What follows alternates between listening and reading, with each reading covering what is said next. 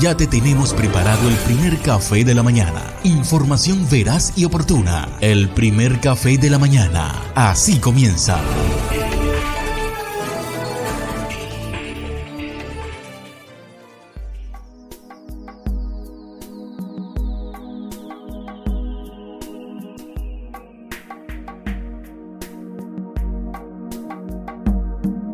El Día de la Raza es el nombre con el que se denomina en la mayoría de los países hispanoamericanos la fiesta del 12 de octubre en conmemoración del descubrimiento de América por el navegante Cristóbal Colón en 1492.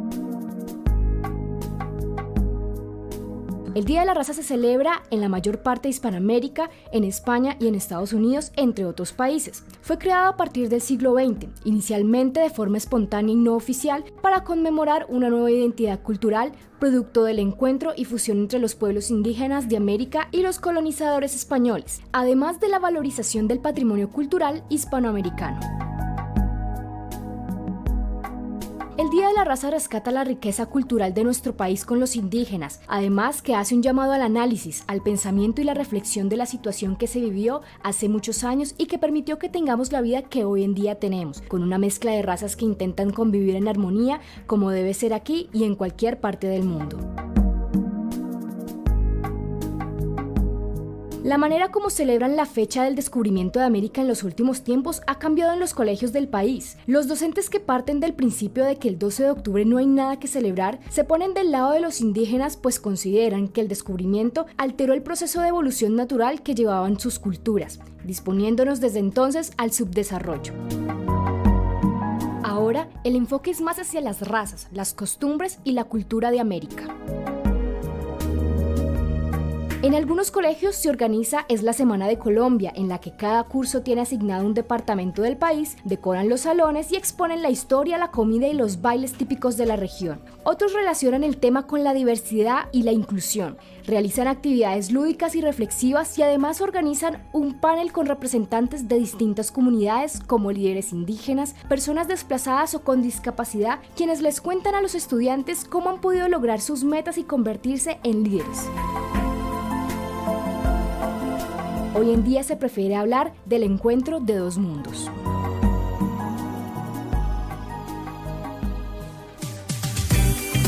Recién hecho con información veraz. El primer café de la mañana.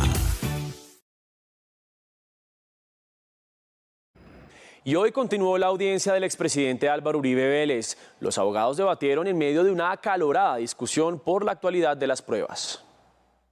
El fiscal Javier Cárdenas presentó las declaraciones que hizo Juan Guillermo Monsalve a la Corte Suprema el 6 de marzo de 2018. Me citó el abogado Cadena, venía de parte de Uribe, y me citaron para que yo me retratara y que hablara mal de Iván Cepeda. Y ver de nuevo esas pruebas exacerbó al abogado Miguel Ángel del Río porque considera que no hay nada nuevo y es un irrespeto. ¿A qué está apostándole la Fiscalía General de la Nación? ¿Será que piensa que con dos novelas iguales los finales van a ser diferentes? Pero veo que el abogado Miguel Ángel del Río Malo no escuchó las órdenes o no les importa, porque no, ya ha estado con... No, perdón, doctor, no debate el uso de la palabra. El doctor Granados está hablando y él no lo interrumpió. Continúe, doctor Granados. Gracias, señoría. Entonces, él ya ha dado varias intervenciones en contravía con lo que usted ordenó. Otra de las pruebas que presentó la Fiscalía son los audios entre el abogado Diego Cadena y Enrique Pardo, compañero de celda de Juan Guillermo Monsalve. Pues, ¿cuál es el objetivo de esta propuesta de reforma tributaria? Y yo creo que eso se va a evidenciar de manera más clara en cada una de las propuestas. En primer lugar, pues tenemos la necesidad de incrementar la progresividad del sistema tributario, y eso lo encontramos en la exposición de motivos del proyecto de ley. ¿Qué significa incrementar la progresividad del sistema tributario? Pues básicamente que quienes tienen mayor capacidad económica sean aquellas personas que en efecto tributen de mayor manera, y quienes tienen menor capacidad económica pues tributen en consideración de dicha capacidad. Eso lo vamos a ver claramente en las modificaciones que se hacen con ocasión del impuesto sobre la renta y, por supuesto, con la propuesta del gobierno que es introducir el impuesto al patrimonio. Es básicamente el objetivo que se está persiguiendo. En segunda instancia, disminuir beneficios tributarios. Y en esa medida, pues vamos a identificar que, por ejemplo, cuando hablamos de personas jurídicas, vamos a verificar que se eliminaron ciertas rentas y ciertas rentas exentas y ciertos beneficios que existían. Y de igual manera, pues aparecen las propuestas controversiales de tributación. Por ejemplo, vemos una propuesta de tributación dirigida a iglesias y confesiones religiosas, entre otros, porque lo que se busca es que los beneficios tributarios pues se vayan disminuyendo y aquellas personas que no estén pagando, pues que paguen. Esto, nuevamente, en un proyecto de propuesta. Tercero, reducir impactos negativos hacia el medio ambiente y de igual manera hacia la salud de ciertas personas. Por eso es que vamos a encontrar lo que se denominan impuestos pigouvianos o impuestos verdes o impuestos a la salud. Vamos a empezar a identificar impuestos al carbono, vamos a identificar también ciertas medidas como son impuestos a las bebidas azucaradas, alimentos ultraprocesados, que el gobierno nacional ha dicho, no buscamos incrementar el recaudo, o sea, la base del recaudo, como lo mencionabas ahorita, no va a estar allí, sino que va a estar, o el propósito de eso es desincentivar ciertas conductas. En cuarto lugar, naturalmente, incrementar el recaudo. Se quiere más recaudo para poder cumplir con las expectativas de gasto. Y por último, vamos a encontrar la introducción de ciertos mecanismos contra la elusión y la evasión fiscal.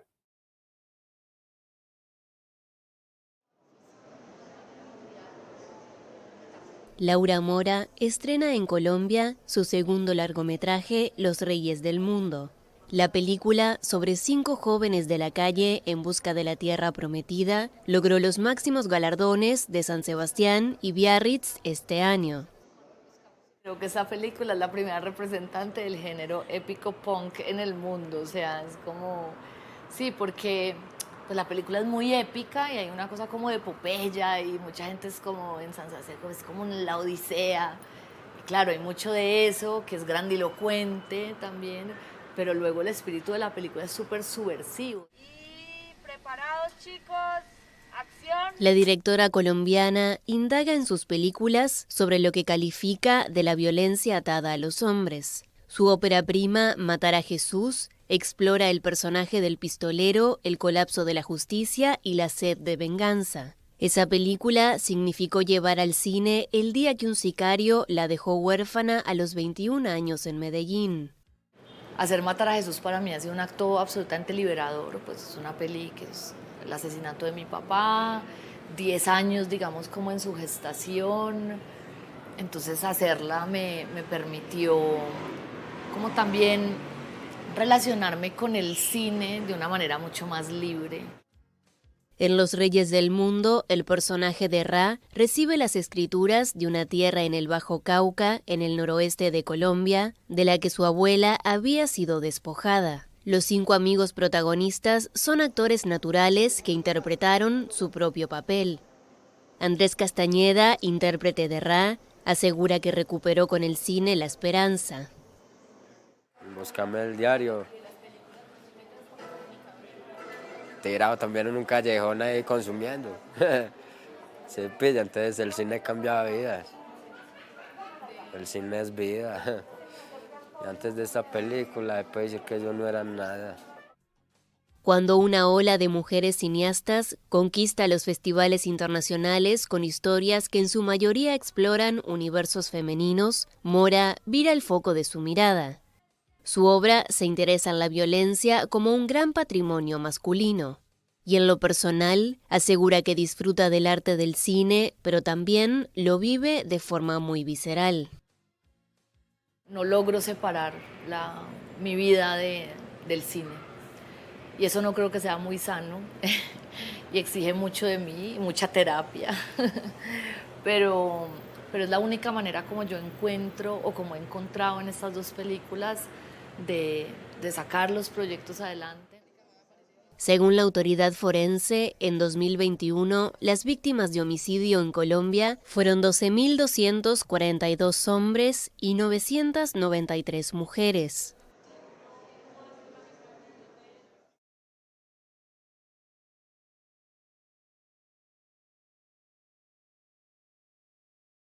Colombia busca dejar imágenes como estas en el pasado, pero la lucha contra los grupos armados continúa.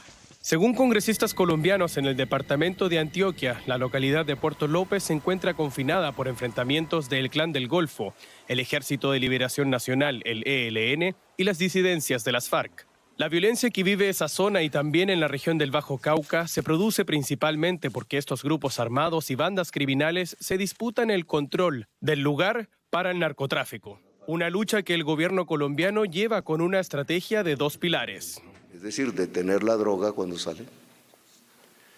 Y 2, aumentar la capacidad de inteligencia para capturar los dueños del narcotráfico en el país. Adicionalmente, el presidente colombiano está propulsando los diálogos de paz con el ELN, que ya tuvieron un encuentro en Caracas, Venezuela.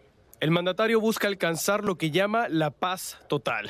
Y es en medio de estas conversaciones que el Ministerio de Defensa respaldó la ofensiva de las fuerzas militares en la lucha contra los grupos armados. Siempre en procesos de paz las fuerzas militares deben estar mucho más alertas y activas, porque no es que por el hecho de iniciarse un proceso de esta naturaleza se baje la guardia, se cese en el cumplimiento de sus responsabilidades constitucionales. Velázquez aseguró también que Estados Unidos seguirá siendo el jefe aliado en la lucha contra el narcotráfico y agregó que las fuerzas militares de Colombia deben seguir desplegadas para evitar que nuevas organizaciones se apropien de las zonas que han sido liberadas. Mientras el gobierno y el ELN acordaron comenzar las negociaciones en noviembre, casi 6 décadas de conflicto armado podrían empezar a ver el ocaso y dar paso a imágenes que muestren una Colombia en paz. Ya regresamos.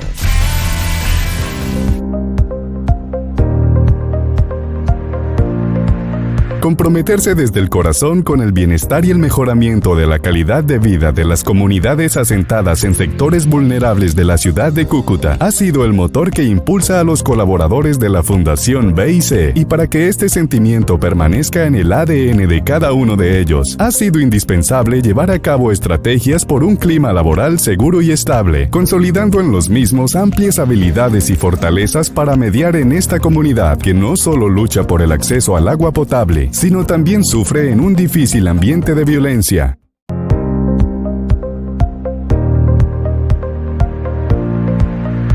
La confianza entre las partes se fue consolidando y con ello, la búsqueda de objetivos comunes basados en valores como la honestidad y la solidaridad, entre los beneficiados a los que la Fundación y sus aliados apoya en la ejecución de estructuras técnicas de acueducto y alcantarillado que se alinean con principios ambientales como el uso racional del agua, control de las pérdidas y con esto la estabilidad de sus terrenos, complementado con la actividad comercial de organizar la recepción y destino de los aportes que se hacen para el pago del servicio e inversiones en obras.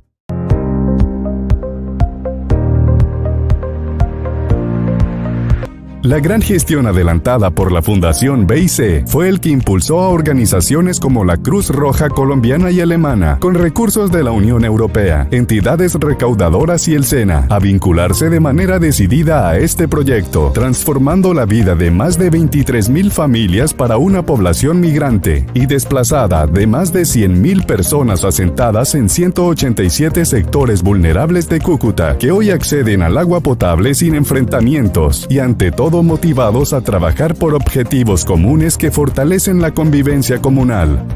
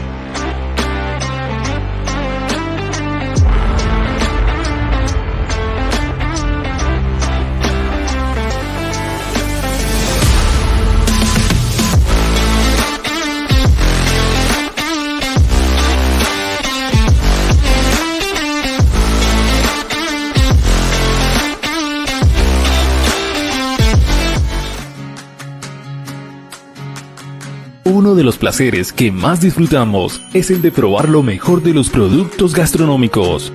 En San José de Cúcuta, tierra de sabores, de sazón y de mucha tradición, se elaboran diferentes recetas para el deleite de propios y extraños. Una de esas tradiciones es la de preparar los más ricos pasteles con diversidad de relleno y acompañantes. Es en su elaboración donde cobra protagonismo Tomasa, la rica masa, como principal ingrediente que brinda sabor y crocancia únicos. Tomasa La Rica Masa es una empresa cucuteña fundada por gente emprendedora y visionaria que encontró en su gusto por los sabores de la región la receta perfecta para elaborar un producto de alta demanda, la masa prefabricada para la elaboración de pasteles y de muchas más recetas.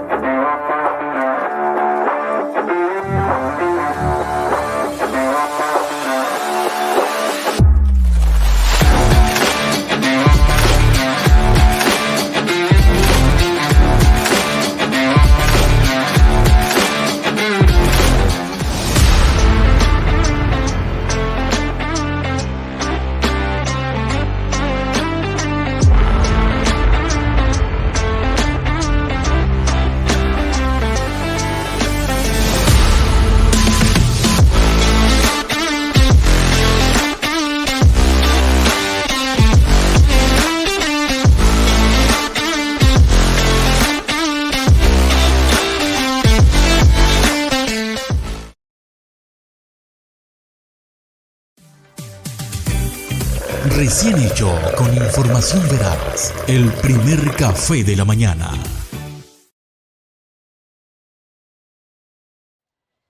La economía mundial se dirige a aguas tormentosas, dijo el Fondo Monetario Internacional este martes, a rebajar sus proyecciones de crecimiento global para el próximo año y advertir sobre una dura recesión mundial si los políticos manejan mal la lucha contra la inflación. Según el FMI, la economía mundial en 2023 se desacelerará a un 2,7% respecto al 3,2% del 2022. Sin embargo, al principio del año, las proyecciones eran más positivas, con cifras que no bajaban del 3,5% para este año y el próximo.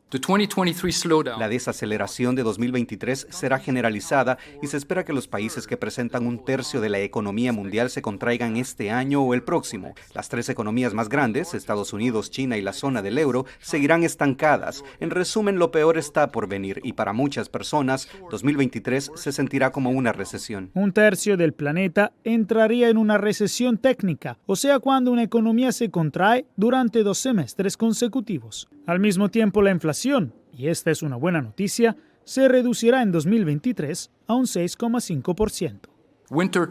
El invierno de 2022 será un desafío, pero el invierno de 2023 probablemente será peor. También para América Latina el escenario es negativo, con una previsión revisada a la baja para el próximo año de 1,7% en comparación con el 3,5% del 2022. Sin embargo, varios países como Brasil ya adaptaron medidas de austeridad al principio de 2021. Y esto ha protegido sus economías este año. Esta es una región que está expuesta a la evolución de los precios de los productos básicos, a la demanda externa y al endurecimiento de las condiciones financieras, y muchos países dependen de las remesas y del turismo, así que es una imagen un poco heterogénea. Según el presidente del Banco Mundial, los pobres son los que sufrirán más el golpe en 2023. Aún así, el FMI advirtió que hacer muy poco para combatir la inflación haría que la lucha fuera más costosa más adelante. También dijo que los gobiernos deben evitar promulgar políticas fiscales que empeoren la inflación. Esta proyección pesimista se debe a un momento tenso para la economía mundial, ya que las persistentes interrupciones en la cadena de suministro y la guerra de Rusia en Ucrania han provocado un aumento de los precios de los alimentos y la energía durante el último año, lo que ha obligado a los bancos centrales a aumentar drásticamente las tasas de interés para enfriar sus economías. Desde el Fondo Monetario Internacional, aquí en Washington, Jacopo Luzzi, Voz de América.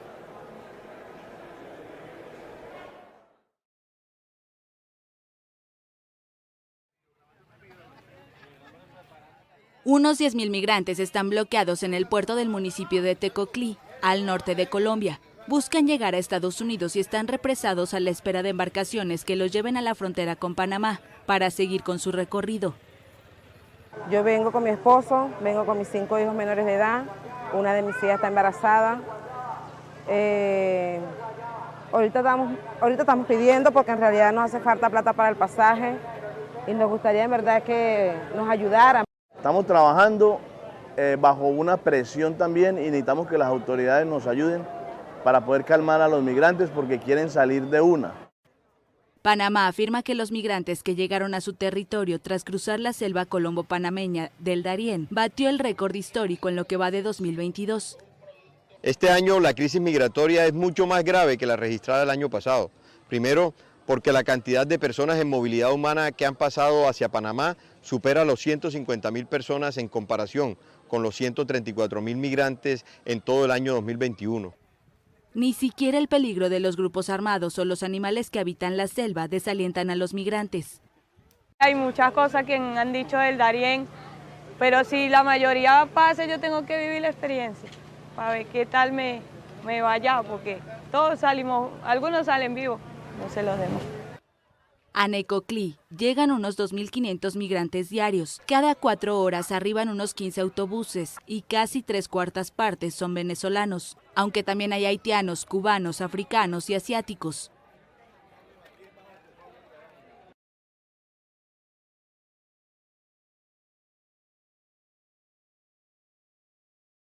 Un hito de la capacidad de la humanidad en el espacio.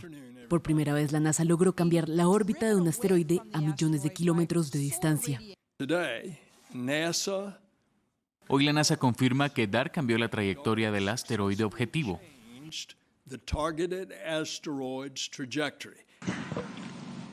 Hace 2 semanas la NASA había confirmado que la sonda DART, del tamaño de una máquina expendedora, había impactado contra el asteroide Dimorphos, un cuerpo celeste de 160 kilómetros de diámetro parecido a la Luna. Pero la gran incógnita era si había logrado modificar su trayectoria. La confirmación responde al cálculo de su órbita sobre otro asteroide, tras semanas de observación a través de telescopios. Antes del impacto de DART, Dimorphos tardó 11 horas y 55 minutos en orbitar su asteroide padre más grande, Didymos. Y ahora el equipo ha confirmado que el impacto de la nave espacial alteró la órbita de Dimorphos alrededor de Didymos en 32 minutos y por lo tanto movió con éxito su trayectoria. Con un presupuesto de $330 millones y 7 años de planeación, la misión tenía un objetivo a largo plazo: labrar el camino para desviar futuros asteroides que podrían impactar a la Tierra. Esto tiene claras ventajas para asegurar la capacidad de la humanidad de desviar posibles asteroides amenazantes en el futuro. También habla de lo lejos que ha llegado nuestro programa espacial en los últimos años. Ahora el camino sigue siendo largo y según los científicos debe haber una cooperación global para poder identificar las rocas espaciales que existen y también para determinar su composición.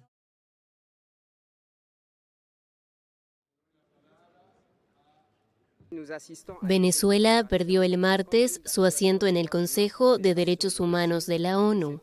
Su intento de reelección fracasó frente a las candidaturas de Chile y Costa Rica. 14 de los 47 escaños de este órgano con sede en Ginebra estaban en juego en una votación en la cual los países se presentan divididos por regiones ante el conjunto de la Asamblea General.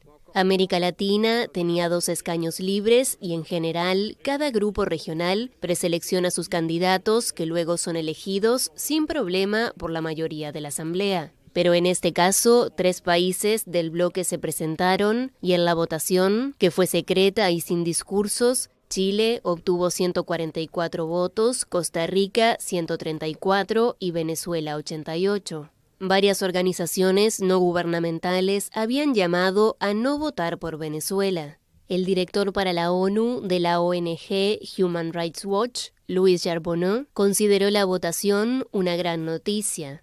En septiembre de este año, un informe de la ONU denunció que los servicios de inteligencia de Venezuela cometen crímenes de lesa humanidad bajo las órdenes de las altas esferas del gobierno. Por su parte, el presidente de Chile, Gabriel Boric, celebró el ingreso de su país en el organismo. Con la salida de Venezuela del Consejo, Rusia y China pierden un fiel aliado.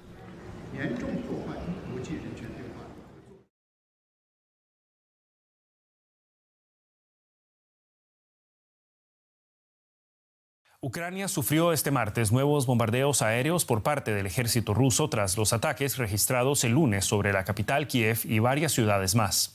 Una docena de misiles alcanzaron edificios públicos en la localidad de Zaporilla, en el sur del país. Las explosiones provocaron un incendio de grandes proporciones y cobraron por lo menos una víctima mortal. Los últimos bombardeos destruyeron además infraestructuras vitales y edificios de viviendas. En Kiev, entre tanto, las autoridades y los residentes ya comenzaron a reparar los daños. Esta escena recuerda que la guerra sigue ahí. Al comenzar la mañana, muchos habitantes de Kiev se refugian en la estación de metro. Antes sonaron las alarmas aéreas a la misma hora que el lunes por los bombardeos rusos. Es terrorismo. Te hacen saber que no estás seguro en casa, aunque no haya infraestructura cerca. 2 paredes y un sótano no te van a salvar. Los ucranianos han comenzado a reparar los daños. Los rusos apuntaron a centrales eléctricas, pero también parques infantiles. Esto no se puede comparar con nada. Es una desesperación sin fin. Nos siguen atacando, nos siguen atemorizando, pero vamos a resistir. Yo voy ahora a trabajar. Sí, estamos escondidos y buscando un lugar seguro. Nos preocupan nuestras vidas. La sureña ciudad de Zaporilla sufrió una nueva ola de ataques con misiles rusos. Un trabajador de este garaje murió y el edificio fue destruido. Es difícil expresarlo con palabras. Estamos de luto por la muerte de un compañero y hemos perdido la empresa. 50 personas sin trabajo. Otra firma cercana también ha sido destruida. Rusia dice que no ataca a civiles, pero las ventanas rotas y los hogares destruidos muestran la devastación que soporta el pueblo ucraniano.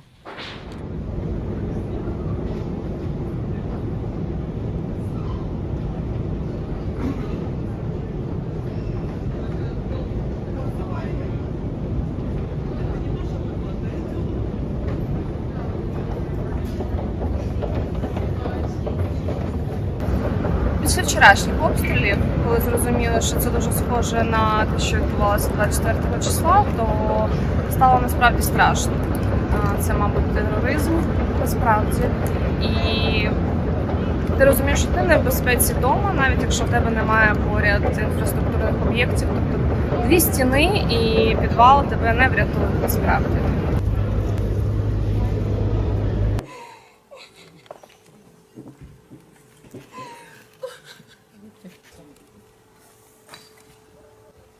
Сына с женой. Пацан лежит у нас в 6-й палате. Вы в больнице работаете? Да. Мы сказали, что по кусочкам их пособирали. Господи-то, накажи ж ты их, этих проклятых всех. А за что ж такое, ну? И пацан сиротой остался.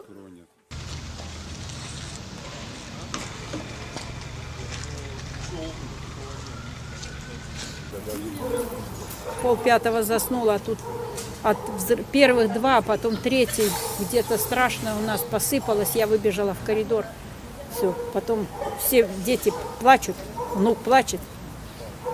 И все, и слышно, где сыпалось. Потом посмотрела с той стороны на сторону Дубовки. Дым валит, огонь.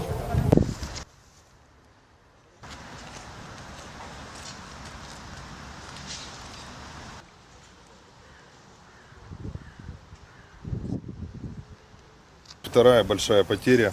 Первая потеря у нас был такой же автоцентр в Мариуполе, который сгорел 25.02. И вот сегодня, к сожалению, лишились самого главного своего объекта, да. Поэтому, все остальное вы видите, да. излишний комментарий, я думаю, больше. Перший пункт – оборонна підтримка, повітряний щит для України. Це частина гарантій безпеки, які є елементом нашої формули миру. Коли Україна отримає достатню кількість сучасних та ефективних систем ППО, ключовий елемент російського терору, ракетні удари перестануть працювати.